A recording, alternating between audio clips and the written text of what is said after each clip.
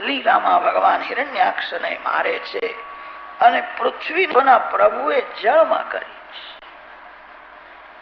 મનુ મહારાજને પૃથ્વીનું રાજ આપ્યું અને આજ્ઞા કરી રાજાની ગાદી પ્રજાને સુખી કરવા માટે છે. રાજાની ગાદી કેવલ સુખ ભોગવવા માટે નથી. જે રાજાના રાજ્યમાં પ્રજા દુઃખી થાય છે એ રાજાની દુર્ગતિ થાય છે. પ્રજાને સુખી કરો, વિવેકથી રાજ કરો. પૃથ્વીની સ્થાપના જળમાં કરી છે. વરાહ ભગવાન વૈકુંઠ ધામમાં ગયા. વરાહ નારાયણની કથા સાંભળ્યા પછી એનું થોડુંક મનન કરવાની આજ્ઞા આપી છે. યત્રોદ્યત ક્ષિતિતલોદ્ધરણાય બિભ્રત ક્રૌડીમ તનુમ સકલ યજ્ઞમયી મનંતઃ. વરાહ ભગવાન યજ્ઞ સ્વરૂપ છે. વરાહ ભગવાન હિરણ્યાક્ષને મારે છે. સંતોષથી લોભને મારો. લોભ પાપનો બાપ છે. જેને એવું લાગે છે પ્રભુએ મારી લાયકાત કરતા પણ મને વધારે ધન આપ્યું છે, લાયકાત કરતા વધારે સુખ આપ્યું છે, એ ભગવાનની ભક્તિ કરે છે. જેને એવું લાગે છે પ્રભુએ મને ધન ઓછું આપ્યું છે, મને સુખ ઓછું આપ્યું છે, એ પાપ કરે છે. ભગવાન અતિ ઉદાર છે. લોભ વિના પાપ થતું નથી. લોભને સંતોષથી મારો. મોટામાં મોટું પુણ્ય કયું?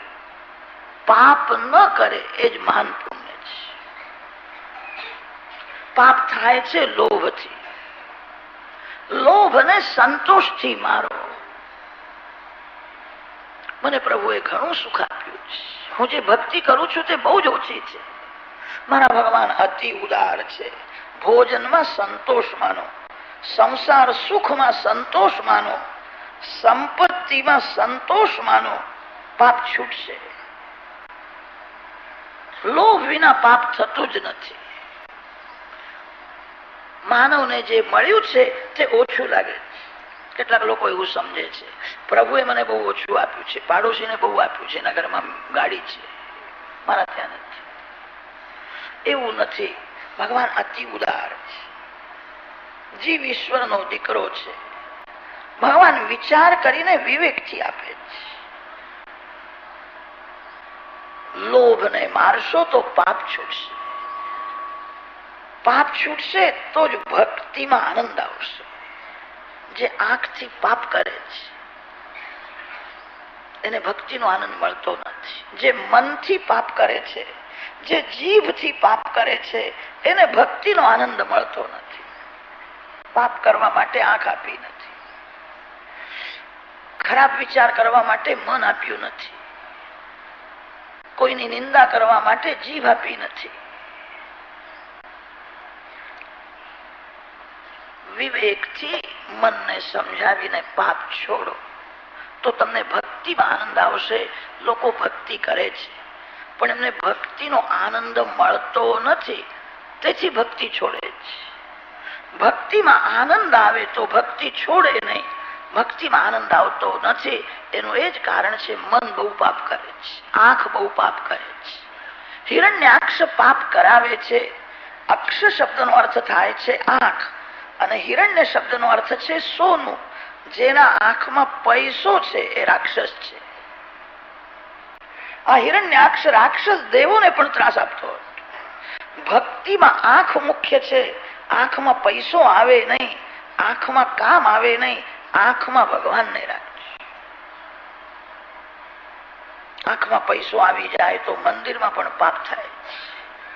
કેટલાક લોકો મંદિરમાં શાંતિથી દર્શન કરતા નથી. એમની નજર બધી પૈસા ઉપર હોય છે. મંદિરમાં આવક બહુ છે. અરે આવક બહુ છે તો તારા પેટમાં કઈ દુખે છે? ભગવાન તો લક્ષ્મીના પતિ છે. મંદિરમાં ઘણા સાધુઓનું, બ્રાહ્મણોનું, ગરીબોનું પોષણ થાય છે.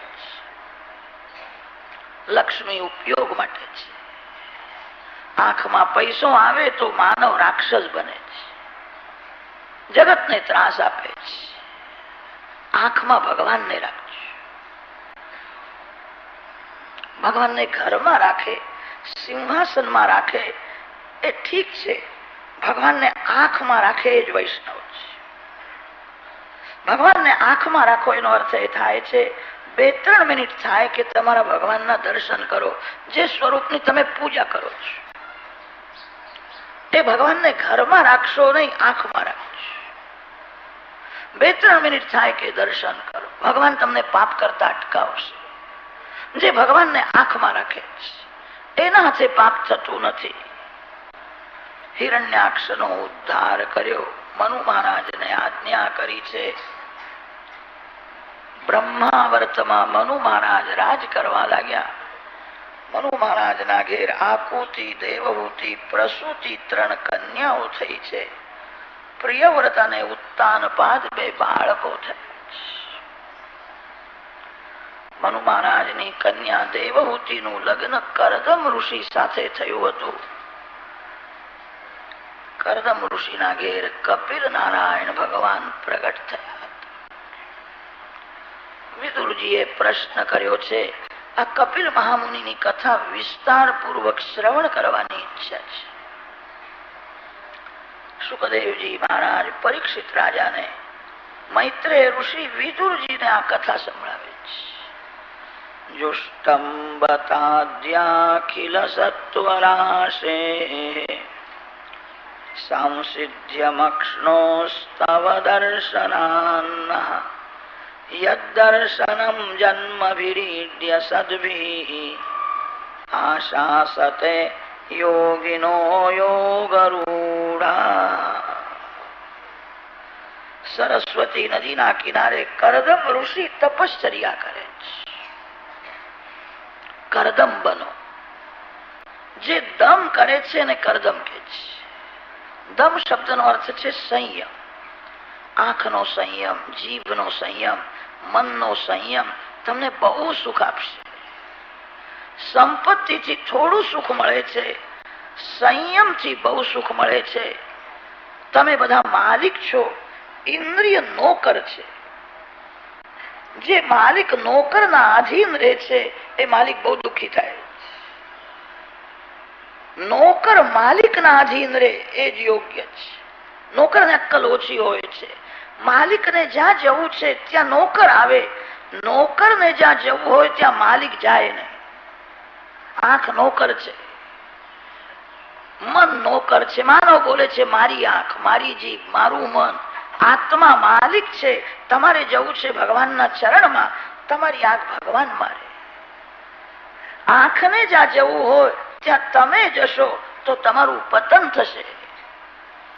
એક એક ઇન્દ્રિયનો જે સંયમ વધારે છે એના ત્યાં જ્ઞાન પ્રગટ થાય છે.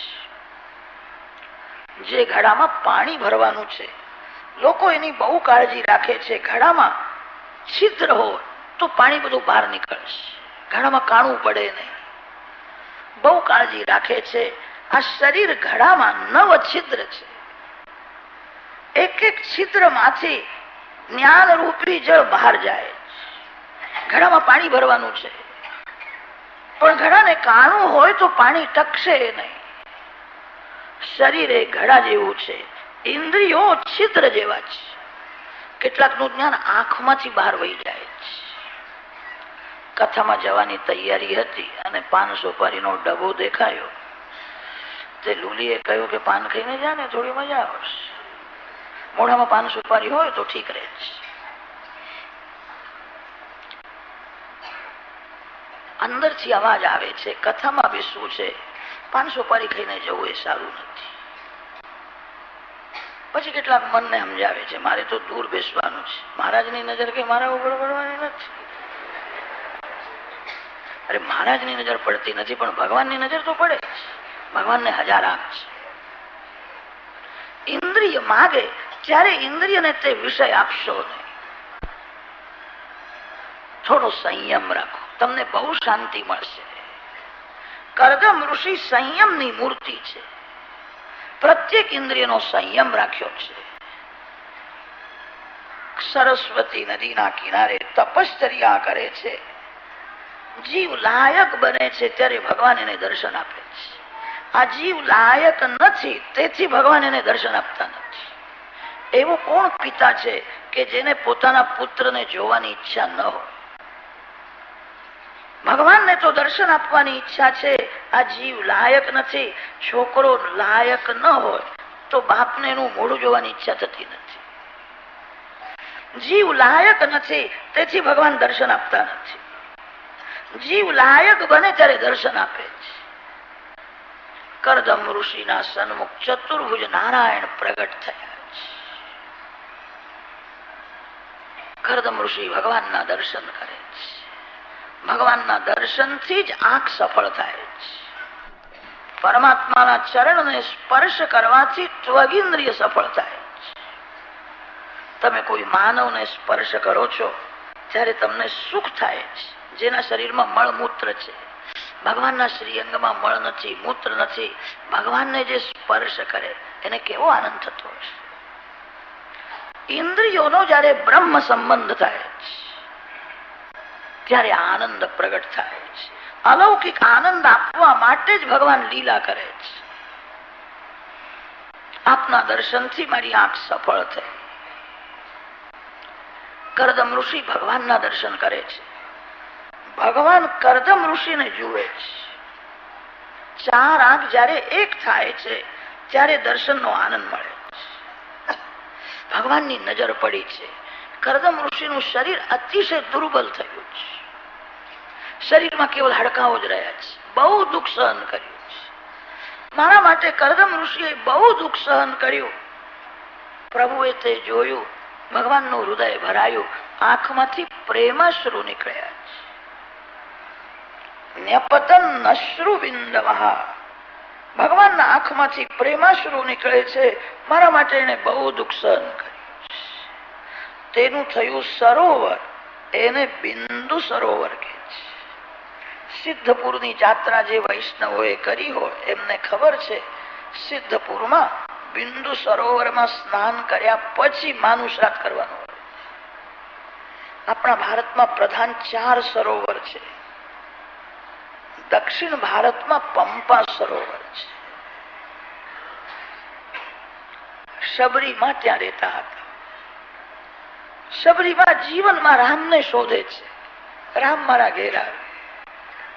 એક દિવસ રામ શોધતા એ શબરીમાના ઘેર આવ્યા છે.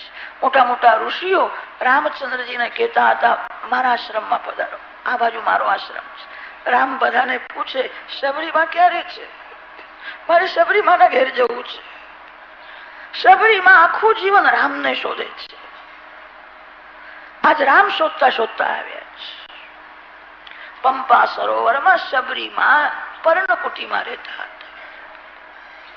દક્ષિણ ભારતમાં પંપા સરોવર છે. કચ્છ પ્રાંતમાં નારાયણ સરોવર છે, જ્યાં ભગવાન નારાયણ પ્રગટ થયા છે. વ્રજ 84 ની પરિક્રમા જે વૈષ્ણવોએ કરી છે એમને ખબર છે, વ્રજમાં અનેક સરોવર છે. કુસુમ સરોવર આવે છે, ચંદ્ર સરોવર આવે છે. વ્રજમાં મુખ્ય પ્રેમ સરોવર છે, જ્યાં શ્રી રાધા કૃષ્ણનું પ્રથમ મિલન થયું છે. શ્રી રાધાજી 3 વર્ષના હતા. શ્રી કૃષ્ણ 5 વર્ષના છે. સંતા કુકડીની રમત રમતા. શ્રી કૃષ્ણ નિકુંજમાં સંતાયા છે. સખીઓથી વિખૂટા પડેલા શ્રી રાધાજી જે નિકુંજમાં શ્રી કૃષ્ણ સંતાયા હતા ત્યાં આવ્યા છે. શ્રી રાધાજી શ્રી કૃષ્ણના દર્શન કરે છે. શ્રી કૃષ્ણ રાધાજીના દર્શન કરે છે. પ્રથમ દર્શનમાં એવો પ્રેમ થયો છે. પ્રેમ જયારે અતિશય વધે ત્યારે આંખમાંથી બહાર આવે છે. વ્રજમાં પ્રેમ સરોવર છે, જ્યાં રાધા કૃષ્ણનું પ્રથમ મધુર મિલન થયું. ઉત્તર ભારતમાં માનસ સરોવર છે, જ્યાં જીવ શિવનું મિલન થાય છે. આ બિંદુ સરોવરની કથા ચાલે છે. ન્યપતન અશ્રુ બિંદવઃ. મારા માટે કરદમ ઋષિએ બહુ દુઃખ સહન કર્યું છે. કરદમ ઋષિ વારંવાર વંદન કરે છે. તમારા દર્શન કર્યા પછી જે તમારી પાસે સંસારનું સુખ માગે છે એ અજ્ઞાની જીવ છે. સંસારનું સુખ તો પશુ પક્ષીઓને પણ મળે છે. માનવ જે સુખ ભોગવે છે એવું જ પશુ પણ ભોગવે છે. નિરયે પિયેસ્યુ, ભગવાન પાસે લૌકિક સુખ માગશો નહીં. જે ભગવાન પાસે લૌકિક સુખ માગે છે એ ભગવાનના સ્વરૂપને બરાબર જાણતો જ નથી. જે ભગવાન પાસે લૌકિક સુખ માગે છે એને ભગવાનના સ્વભાવનું જ્ઞાન નથી. ભગવાન અલૌકિક આનંદ આપે છે. હું એવું બોલું છું પણ હું શું કરું? મારા પિતા આજ્ઞા કરી કે તું લગ્ન કર. લગ્ન કરવાની ઈચ્છાથી મેં આ તપશ્ચર્યા કરી. મારે લગ્ન કરવું છે. લગ્ન કરવાની તો ઈચ્છા છે. ઘરમાં હું કોઈ સ્ત્રીનો સંગ માંગતો નથી. ઘરમાં મને સત્સંગ મળે એવી કૃપા. આપણા ઋષિઓએ સ્ત્રીને ભક્તિનું સાધન માન્યું છે. સ્ત્રી ભોગનું સાધન નથી. સ્ત્રી એ કામ પત્ની નથી. સ્ત્રી એ ધર્મ પત્ની છે. કન્યાદાનનો જયારે સંકલ્પ થાય છે ત્યારે કન્યાનો પિતા જમૈરાજને સાવધાન કરે છે, વિલાસી જીવન ગાળવા માટે, અતિ સુખ ભોગવવા માટે મારી કન્યા હું તને આપતો નથી. ધર્મનું પાલન કરવા માટે આ કન્યા આપું છું. સ્ત્રી કામ પત્ની નથી, સ્ત્રી ધર્મ પત્ની છે. અનેન વરેણ અસ્યામ કન્યાયામ ઉત્પાદયિષ્યમાણ સંતત્યા દશ પરાન દશ અવરાન મામિતિ એકવિંશતિ પુરુષાન ઉદ્ધર્તુમ આત્મનશ્ચ શ્રી લક્ષ્મી નારાયણ પ્રીતયે ઇમામ કન્યામ સહ ધર્માચરણાય તુભ્યમહમ સંપ્રદદે. કન્યાનો પિતા કન્યાદાન કરે છે અને ત્યારે જમૈરાજને સાવધાન કરે છે, આ તારી ધર્મ પત્ની છે.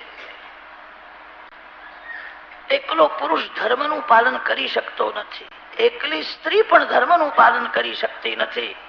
સ્ત્રીને પુરુષની બહુ જરૂર છે, પુરુષને સ્ત્રીની જરૂર છે. આપણા શાસ્ત્રોમાં એવું વર્ણન છે, સ્ત્રી હૃદય સ્નેહ પ્રધાન હોય છે. સ્નેહ પ્રધાન હૃદય હોવાથી સ્ત્રી હૃદયમાં સેવા કરવાની ભાવના હોય છે. પુરુષના હૃદયમાં સ્નેહ ઓછો હોય છે. બાળકને માં જ મોટો કરી શકે. બાપ ભલે પૈસા આપે પણ બાપ બાળકને મોટો કરી શકે. માના હૃદયમાં સ્નેહ છે. સ્ત્રી હૃદય સ્નેહ પ્રધાન છે. શાસ્ત્રોમાં એવું લખ્યું છે, સ્ત્રીમાં સ્નેહ તો વધારે છે પણ સ્ત્રીની બુદ્ધિ મંદ હોય છે, એવું લખ્યું છે. સ્ત્રી અલ્પ બુદ્ધિ છે, મંદ બુદ્ધિ છે. સ્નેહ કરવા લાયક કોણ છે એ સ્ત્રી હૃદય બરાબર પરીક્ષા કરી શકે નહીં. સ્નેહ પ્રધાન હોવાથી સ્ત્રી હૃદય થોડું ભોળું હોય. સ્નેહ કરવા લાયક કોણ છે, કોની સેવા કરવી જોઈએ, કેટલું સમર્પણ કરવું જોઈએ એ સ્ત્રી સમજી શકે નહીં. સ્ત્રીની બુદ્ધિ મંદ છે, સ્ત્રીમાં સ્નેહ વધારે છે. પુરુષમાં સ્નેહ તો ઓછો છે પણ પુરુષની બુદ્ધિ તીવ્ર હોય છે. પુરુષ બરાબર પરીક્ષા કરી શકે, સ્ત્રી બરાબર પરીક્ષા કરી શકે. સ્ત્રીને પુરુષની જરૂર છે. પુરુષની બુદ્ધિ તો તીવ્ર છે પણ પુરુષમાં સ્નેહ બહુ ઓછો છે. સ્ત્રીનો સ્નેહ અને પુરુષની બુદ્ધિ બે જયારે એક થાય ત્યારે ભક્તિ પ્રગટ થાય. સ્ત્રીને પુરુષની જરૂર છે, પુરુષને સ્ત્રીની જરૂર છે. મને લગ્ન કરવાની તો ઈચ્છા છે, હું કામ પત્ની માંગતો નથી, હું ધર્મ પત્ની માંગુ છું. જે મને ભક્તિમાં સાથ આપે, જે મને પ્રેમથી સમજાવીને પાપ કરતા અટકાવે, એવી કોઈ લાયક કન્યા સાથે મારું લગ્ન થાય. હું ઘરમાં જ સત્સંગ માંગુ છું. હું સ્ત્રીનો સંગ માંગતો નથી, ઘરમાં સત્સંગ માંગુ છું. મને ભક્તિમાં સાથ આપે એવી કોઈ લાયક કન્યા સાથે મારું લગ્ન થાય. પ્રભુએ સ્મિત હાસ્ય કર્યું અને કહ્યું, એવું જ થશે. મનુ મહારાજની કન્યા દેવહૂતિ બહુ સુશીલ છે, અતિ સુંદર છે. બહુ લાયક છે. એ દેવહૂતિ સાથે તમે લગ્ન કરો, તમારો ગ્રહસ્થાશ્રમ જગતને આદર્શ રૂપ થશે. હું તમારા ઘેર પુત્ર રૂપે આવીશ. પ્રભુએ આજ્ઞા કરી છે. ભગવાન અંતર્ધાન થયા છે. મનુ મહારાજને કન્યા હવે મોટી થઈ છે, એનું લગ્ન કરવું છે, ચિંતા છે. મનુ મહારાજ એક વાર ચિંતામાં બેઠા હતા ત્યારે નારદજી ત્યાં આવ્યા છે. નારદજી પૂછે છે, આજે ચિંતામાં કેમ બેઠા છો? શાની ચિંતા કરો છો? ગ્રહસ્થાશ્રમમાં ગ્રહસ્થને ભગવાનમાં વિશ્વાસ ન હોય, પ્રભુમાં પ્રેમ ન હોય તો ગ્રહસ્થનું ઘણું ખરું જીવન ચિંતામાં જ પૂરું થાય છે. ગ્રહસ્થાશ્રમમાં એમ તો અનેક ચિંતાઓ હોય છે. પ્રધાન બે ચિંતા છે, સંપત્તિની ચિંતા અને સંતાનની ચિંતા. જે મળ્યું છે તે હાચવવાની ચિંતા છે, વધારે ભેગું કરવાની પણ ચિંતા છે. સંતાનની ચિંતા છે, પુત્રની ચિંતા બહુ થાય છે. છોકરો પરીક્ષામાં પાસ થાય એ માતા પિતાને ચિંતા થાય છે. પરીક્ષામાં પાસ થયા પછી એને નોકરી મળે, એનું લગ્ન થાય, એના ઘેર બાબો આવે, એની પણ ચિંતા માતા પિતાને થાય. જેને ભગવાનમાં વિશ્વાસ નથી એ ચિંતા બહુ કરે છે. અરે જે જીવ આવ્યો છે એ પોતાનું કર્મ લઈને આવ્યો છે. કર્માનુસાર એ સુખ દુઃખ ભોગવવાનો છે. તમારી ફરજ બજાવો, ચિંતા ન કરો. ચિંતા કરવાથી લાભ નથી, નુકસાન બહુ થાય છે. શક્તિનો વિનાશ થાય છે, મન બગડે છે. કન્યાઓની બહુ ચિંતા થાય છે. કન્યાને સારું ઘર મળે, સુખી થાય. મનુ મહારાજે કહ્યું છે કે કન્યા મોટી થઈ છે, મને એના લગ્નની ચિંતા છે. નારદજી કન્યાના હાથની રેખાઓ જુએ છે અને તે રેખાઓને જોતા નારદજી સમજી ગયા છે આ રાજાની કન્યા છે. એનો યોગ એવો છે, આ કોઈ રાજાની રાણી નહીં થાય. આ કોઈ મહાન જ્ઞાની ઋષિની પત્ની થશે. એનો એવો યોગ છે. આનો દીકરો મહાન જ્ઞાની થશે, આની કીર્તિ જગતમાં રહેશે, પણ આ કોઈ રાજાની રાણી નહીં થાય. મનુ મહારાજ બોલ્યા છે, આપ કહો છો એ બરાબર છે. એનો જન્મ રાજમહેલમાં થયો છે, પણ એને આ રાજમહેલનું વિલાસી જીવન જરાય ગમતું નથી. કોઈ દૈવી જીવ લાગે છે. સવારે બહુ વહેલી ઉઠે છે, સ્નાન કરે છે, ધ્યાન કરે છે, પૂજા કરે છે, એક વાર બહુ સાદું ભોજન કરે છે. આ રાજકન્યા છે, પણ એને વિલાસી જીવનની ઘૃણા છે. એ તો એવું બોલે છે, કોઈ જ્ઞાની ભગવત ભક્ત પતિ મળે તો જ લગ્ન કરવું, કોઈ કામી રાજા સાથે મારે લગ્ન કરવું જ નથી. આવું બોલે છે. આ રાજકન્યા છે, કોઈ જ્ઞાની ભગવત ભક્ત એની સાથે લગ્ન કેવી રીતે કરે? નારદજીએ કહ્યું છે કે આ રાજકન્યાના માટે યોગ્ય વર તો કરદમ ઋષિ છે, મહાન જ્ઞાની છે, ભગવત ભક્ત છે. મનુ મહારાજ બોલ્યા છે કે મેં કરદમ ઋષિના વખાણ બહુ સાંભળ્યા છે, એ રાજકન્યા સાથે લગ્ન કરશે? નારદજીએ કહ્યું, મેં એવું સાંભળ્યું છે કે એમને હવે લગ્ન કરવાની ઈચ્છા છે. તમે આ કન્યા એમને જ આપજો. મનુ મહારાજ શતરૂપા રાણી અને દેવહૂતિ કન્યા સાથે રથમાં બેઠા છે. કરદમ ઋષિના આશ્રમમાં આવ્યા છે. શાંત વાતાવરણ છે. ગાયના છાણનું લીપણ થયું છે. પવિત્ર ભૂમિ છે. એવી શાંતિ હતી. પશુ પક્ષીઓ વેરને ભૂલ્યા છે, જરાય ઝઘડો કરતા નથી. મનુ મહારાજ ત્યાં આવ્યા છે. કેવું દિવ્ય વાતાવરણ છે. કરદમ ઋષિના આશ્રમમાં બધા વૃક્ષો ફળભારથી નમેલા છે. અતિ મધુર ફળ છે. કોઈ વિલાસી ગ્રહસ્થના બગીચામાં જે ઝાડ છે એ ઝાડ પણ રાજસી બને છે. એ ઝાડની છાયામાં વિલાસી લોકો બેસે છે અને ઘરની બધી વાતો કરે છે. કોઈ ઋષિના આશ્રમમાં જે ઝાડ છે એ ઝાડની છાયામાં ઋષિ કુમાર ગાયત્રી જપ કરવા બેસે છે. કોઈ વિષ્ણુ સહસ્રનામનો પાઠ કરે છે. બહુ ભૂખ લાગે ત્યારે એ ઝાડના ફળ ભગવાનને અર્પણ કરીને ફલાહાર કરે છે. ગ્રહસ્થના બગીચામાં જે ઝાડ છે એ ઝાડના ફળનો ઉપભોગ થાય. કોઈ વિરક્ત સાધુ સંતના આશ્રમમાં જે ઝાડ છે એ ઝાડના ફળનો ઉપભોગ નહીં, ઉપયોગ થાય. બધા વૃક્ષો ફળભારથી નમેલા દેખાય છે. પશુ પક્ષીઓ વેરને ભૂલ્યા છે, શાંતિથી રમે છે. આ આશ્રમમાં મારી કન્યા રહેવાની છે.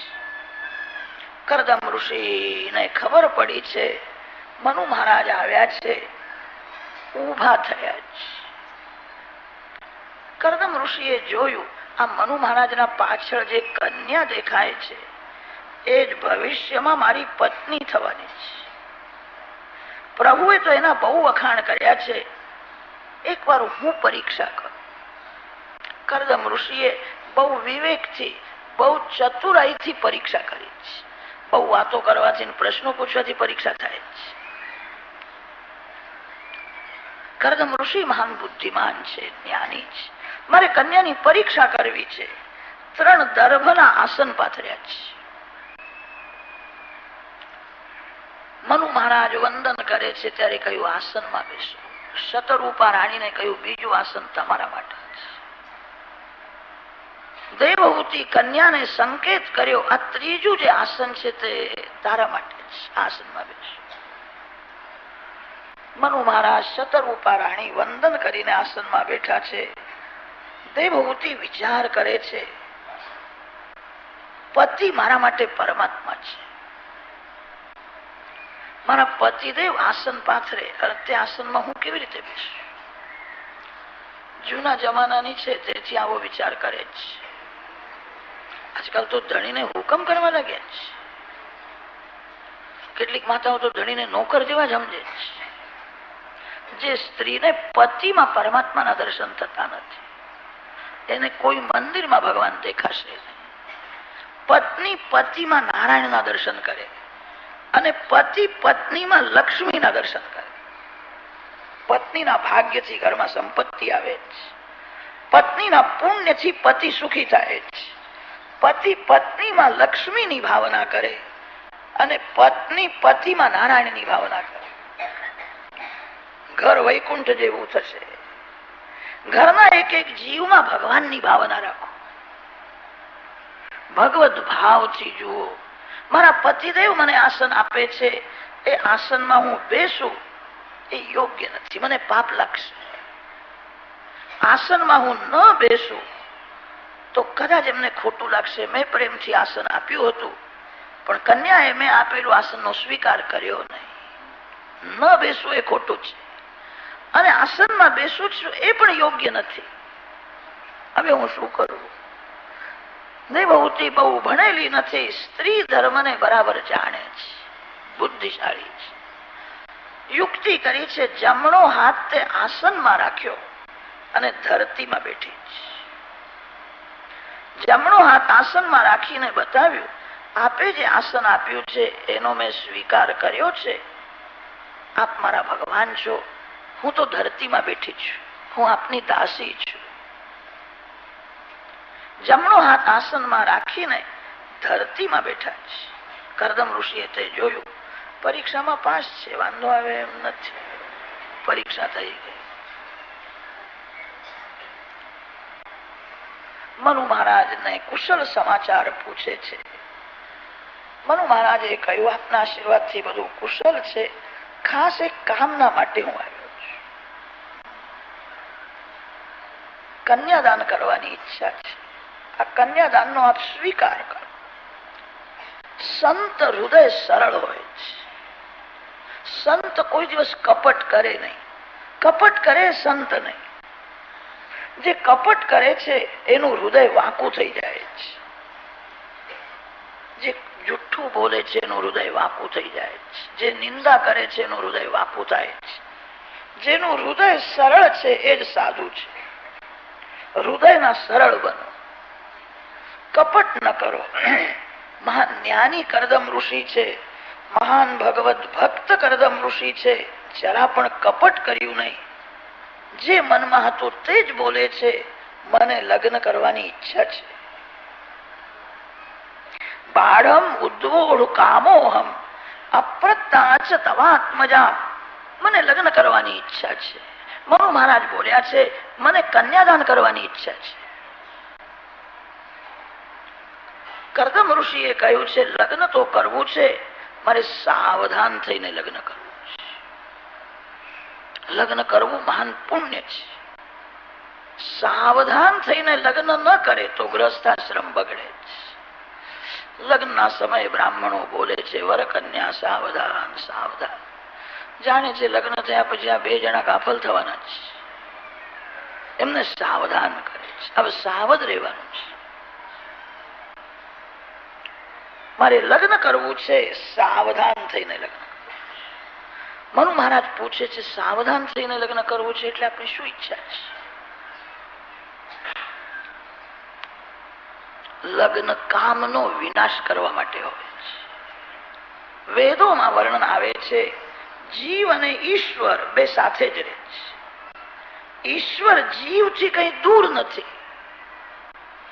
ઈશ્વર જીવને જુએ છે, આ જીવ ઈશ્વરને જોઈ શકતો નથી. બેના વચમાં એક પડદો છે. એ પડદો હોવાથી જીવને ઈશ્વરનો અનુભવ થતો નથી. ભગવાન સર્વકાળ સર્વ જીવો સાથે જ રહે છે. ભગવાન કોઈ જીવને છોડતા નથી. જીવ મારો અંશ છે. જીવ સાથે જ ભગવાન રહે છે. જીવ ઈશ્વરને જોઈ શકતો નથી. એનું કારણ એક પડદો છે, કામ. એ જ પડદો છે. કામ રૂપી પડદો હોવાથી જીવને ઈશ્વરનો અનુભવ થતો નથી. લગ્ન કામનો વિનાશ કરવા માટે છે. વિવેકથી સુખ ભોગવીને કામ ત્યાગ કરવા માટે લગ્ન છે. ત્યાગના માટે ભોગ હોય છે, ભોગના માટે ભોગ નથી. ભોગ ત્યાગ માટે હોય છે. આપણા ઋષિઓએ કામ સુખ ભોગવવાની આજ્ઞા આપી છે. ઋતૌ ભાર્યામ ઉપેયાત. વેદોમાં વર્ણન આવે છે. વેદોનું તાત્પર્ય ભોગમાં નથી, ત્યાગમાં છે. જીવ ત્યાગ કરી શકતો નથી અને તેથી કહ્યું છે, ધર્મની મર્યાદામાં રહો. વિવેકથી સુખ ભોગવીને કામનો ત્યાગ કરો. ત્યાગ માટે ભોગ છે. જીવ અનેક જન્મથી કામ સુખ ભોગવતો આવ્યો છે. થોડો વિચાર કરશો તો ધ્યાનમાં આવશે, આ શરીરે જ કામમય છે. માતા પિતાના મનમાં કામ વાસના જાગૃત થઈ ત્યારે આ શરીરનો જન્મ થયો. શરીરના મૂળમાં જ કામ છે અને તેથી કામ શરીરને છોડતો નથી. કામ બહુ બળવાન છે. ધીરે ધીરે ભક્તિ વધારજો, ધીરે ધીરે સંયમ વધારજો. વિવેકથી સુખ ભોગવીને મારો એક કામનો વિનાશ કરવો છે. પરમાત્માને મળવું છે. શ્રી કૃષ્ણ મિલનમાં કામ વિઘ્ન કરે છે. લગ્ન વિલાસ માટે નથી, લગ્ન કામનો વિનાશ કરવા માટે છે. મારે સાવધાન થઈને લગ્ન કરવું છે. મારી ઈચ્છા તો એવી છે, એક બે બાળક થયા પછી પતિ પત્નીનો લૌકિક સંબંધ મારે રાખવો નથી. મારે સંન્યાસ લેવો છે. કદાચ હું સંન્યાસ ન લઉં અને ઘરમાં રહું, એ ઘરમાં ભાઈ અને બેન જેવી રીતે પવિત્રતાથી રહે છે એવું મારું જીવન થશે. હું સંન્યાસ લઈશ. સંન્યાસ ન લઉં તો પતિ પત્નીનો લૌકિક સંબંધ હું નહીં રાખું. એક બે બાળકો થયા પછી હું સંયમ રાખીશ, સાવધાન થઈને ભક્તિ કરીશ. મારે સંન્યાસ લેવો છે. આ લગ્નની વાતો ચાલે છે, ના બોલે છે મારે સંન્યાસ લેવો છે. મનુ મહારાજને આશ્ચર્ય થયું છે. દેવહૂતિના સામું જોયું અને દેવહૂતિને કહ્યું છે, બેટા તે સાંભળ્યું, આ તને છોડીને સંન્યાસ લેવાના છે. તું વિચાર કર. દેવહૂતિ બહુ રાજી થઈ. મારી એવી જ ઈચ્છા હતી કે કોઈ મહાન જ્ઞાની ભગવત ભક્ત પતિ મને મળે તો લગ્ન કરું. મારી એવી ઈચ્છા નથી મારા પતિ મારા આધીન રહે. મારામાં આશક બને. મારા પતિદેવ સંન્યાસ લેશે, સારું છે, હું સંન્યાસીના જેવું મારું જીવન થશે. પતિ પત્નીનો પવિત્ર સંબંધ સંસાર સાગર તરવા માટે છે, ડૂબવા માટે નથી. અતો ભજિષ્યે સમયેન સાધ્વીમ યાવત તેજો બિભ્રુયાદાત્મનો મે. પત્ની છે નૌકા અને પતિ છે નાવિક. નૌકા ન હોય તો નાવિક સામે કિનારે જઈ શકે નહીં. નૌકા તો છે પણ નૌકા ચલાવનાર નાવિક ન હોય તો નૌકા સામે કિનારે જઈ શકે નહીં. સંસાર સાગરના પાર જવું છે, પરમાત્માના ચરણે જવું છે. પ્રભુ મિલનમાં કામ વિઘ્ન કરે છે, કામનો વિનાશ કરવો છે. વિવેકથી સુખ ભોગવીને મારે ત્યાગ કરવો છે. મારા પતિદેવ જે બોલે છે તે મને બહુ ગમે છે. મારા પતિદેવ સંન્યાસ લેશે તો હું પણ સંન્યાસીના જેવું જ મારું જીવન થશે. હું ધ્યાન કરું. એ બોલે છે મને. દેવહૂતિની પૂર્ણ સંમતિ છે. પછી તો વિધિ પૂર્વક લગ્ન કર્યું. વસ્ત્રો આભૂષણો આપ્યા છે. વરકન્યાને આશીર્વાદ આપીને મનુ મહારાજ ઘેર ગયા છે. દેવહૂતિએ વિચાર કર્યો, આજ સુધી હું રાજકન્યા હતી, હવે હું એક ઋષિની પત્ની છું.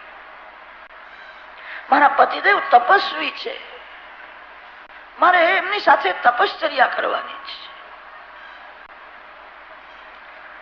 સુંદર વસ્ત્ર આભૂષણ જે હતા તે ઉતારીને મૂકી દીધા છે. સાદો વેશ ધારણ કર્યો છે. કપડામાં થોડી માયા હોય છે. મારા પતિદેવ તપસ્વી છે, જેને સાદું ભોજન ભાવે, જેને સાદો વેશ ગમે, એ તપસ્વી છે. મારા પતિદેવ સાથે હવે મારે તપશ્ચર્યા કરવાની છે. દેવહૂતિએ નિશ્ચય કર્યો છે. લગ્ન કર્યા પછી કરદમ ઋષિએ સંયમ વધાર્યો છે. કરદમ ઋષિએ વિચાર કર્યો, હું જેવો જીતેન્દ્રિય છું એવી મારી પત્ની જીતેન્દ્રિય છે કે નહીં. મેં એકવાર પરીક્ષા કરી, સુશીલ છે, લાયક છે, પણ મારા જેવી આ જીતેન્દ્રિય છે કે નહીં, પરીક્ષા કરવા માટે સંયમ વધાર્યો છે. એક આશ્રમમાં કરદમ દેવહૂતિ વિરાજેલા છે. દેવહૂતિ સાથે બોલતા નથી. બોલવાનું તો શું, આંખ ઊંચી કરીને સામું જોતા પણ નથી. દેવહૂતિ અતિ સુંદર છે. પતિ પત્નીમાં અતિશય પ્રેમ છે. પ્રેમ હોવા છતાં મૌન છે. પતિ પત્નીના જીવનમાં ઘણો સમય વાતો કરવામાં જાય છે. જે બહુ બોલે છે એના શક્તિનો વિનાશ થાય છે. બહુ બોલનારનું મન બગડે છે. એ ઘરમાં રહી એટલે બોલવું જ પડે છે. જે બોલવાની બહુ જ જરૂર હોય એટલું જ બોલવું. એક અક્ષર વધારે બોલવું નહીં. પતિ પત્નીમાં અતિશય પ્રેમ છે. બે મૌન રાખે છે. દેવહૂતિએ વિચાર કર્યો, બોલવાની શી જરૂર છે. એમને બોલવાની ઈચ્છા નથી તો મારે પણ બોલવું નથી. એમની ઈચ્છા એ જ મારી ઈચ્છા. પતિ પત્નીનું મન એક હોય, પતિ પત્નીની ઈચ્છા એક હોય તો ગ્રહસ્થાશ્રમ દિવ્ય બને. એમની ઈચ્છા એ જ મારી ઈચ્છા. લગ્નનો અર્થ જે થાય છે, તન બે પણ મન એક, એને લગ્ન કહે છે. લગ્નના સમયે બ્રાહ્મણો વેદ મંત્ર બોલે છે. એ વેદ મંત્રોનો આ જ અર્થ નીકળે છે. વર કન્યાને એવું કહે છે, આજથી તારું હૃદય એ મારું હૃદય. કન્યા વરને કહે છે, તમારું મન એ મારું મન. મમ હૃદયે હૃદયંતે સંદધામિ. બેનું મન એક થઈ જાય એને જ લગ્ન કહે છે. એમને બોલવું નથી, મારે બોલવું નથી. બોલવાની શી જરૂર છે. દેવહૂતિએ તો એવી સેવા કરી છે, કરદમ ઋષિને બોલવાનો પણ પરિશ્રમ ન થાય. પતિવ્રતા સ્ત્રીને બધી ખબર પડે છે, મારા પતિદેવને શું ગમે છે, મારા પતિદેવની શું ઈચ્છા છે. પતિદેવ આજ્ઞા કરે અને પછી આપે તો ઠીક છે. પતિવ્રતા સ્ત્રી સમજી જાય છે, એમને હવે તરસ લાગી હશે,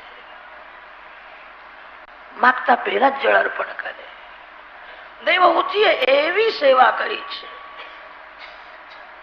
કરદમ ઋષિ પ્રસન્ન થયા છે. રાજકન્યા છે, રાજમહેલમાં સુખેથી રહેતા હતા, હવે દુઃખ સહન કરીને ભક્તિ કરે છે. શરીર દુર્બળ થયું છે. તુષ્ટોહમદ્ય તવ માન વિમાનદાયા શુશ્રૂષયા પરમયા ચ ભક્ત્યા યો દેહિનામ અયમતીવ સુહૃત્સ્વદેવો નાવેક્ષિત સમુચિત ક્ષપિતુમ મદર્થે. દેવહૂતિના સામું જોયું છે, શરીર બહુ દુર્બળ થયું છે. શરીરમાં હવે બધા હાડકા દેખાય છે. કેવું સુંદર શરીર હતું. બધાને પોતાનું શરીર અતિશય પ્રિય હોય છે. મારી સેવામાં તે શરીરનો પણ મોહ રાખ્યો નહીં. બહુ દુઃખ સહન કર્યું. શરીર મારી સેવામાં તે ઘસાવ્યું છે. તારી સેવાથી હું પ્રસન્ન છું. તું માંગ, તું જે માગીશ તે હું તને આપીશ. દેવહૂતિ હાથ જોડીને કહ્યું છે, આ જગતમાં મારા જેવી ભાગશાળી, મારા જેવી સુખી કોઈ સ્ત્રી નથી. હું બહુ ભાગશાળી છું. તમારા જેવા જ્ઞાની ભગવત ભક્ત પતિ મને મળ્યા. મને બધું જ મળ્યું છે. શું માગું? હું રોજ તુલસીજીની પૂજા કરું છું. બાલકૃષ્ણલાલ સાથે તુલસીજીને રાખીને પ્રદક્ષિણા કરું છું અને માગું છું મારા પતિદેવનું આયુષ્ય વધે, મારા પતિદેવ આનંદમાં રહે. હું રોજ આ માગું છું. મારી એક જ ઈચ્છા છે, ભગવાનના ધામમાં પહેલી હું જઉં, મારા પાછળથી તમે આવો. બીજી કોઈ ઈચ્છા નથી. કરદમ ઋષિ પ્રસન્ન થયા છે. કેવું બોલે છે, દેવી તમે મહાન પતિવ્રતા છો, મારો હૃદયનો આશીર્વાદ છે, તારું સૌભાગ્ય અખંડ રહેશે. કે મારે બીજું કઈ માગવું નથી. કરદમ ઋષિએ કહ્યું છે, તારી ઈચ્છા નથી પણ મારી બહુ ઈચ્છા છે. તું કઈક માગે તે મારે આપવું છે. મારામાં એવી શક્તિ છે, બીજું જગત પણ હું ઉત્પન્ન કરી શકું. સંકોચ રાખીશ નહીં. બહુ આગ્રહ કર્યો ત્યારે દેવહૂતિએ કહ્યું છે, આપ એકવાર એવું બોલ્યા હતા કે એક છોકરો થયા પછી હું સંન્યાસ લઈશ.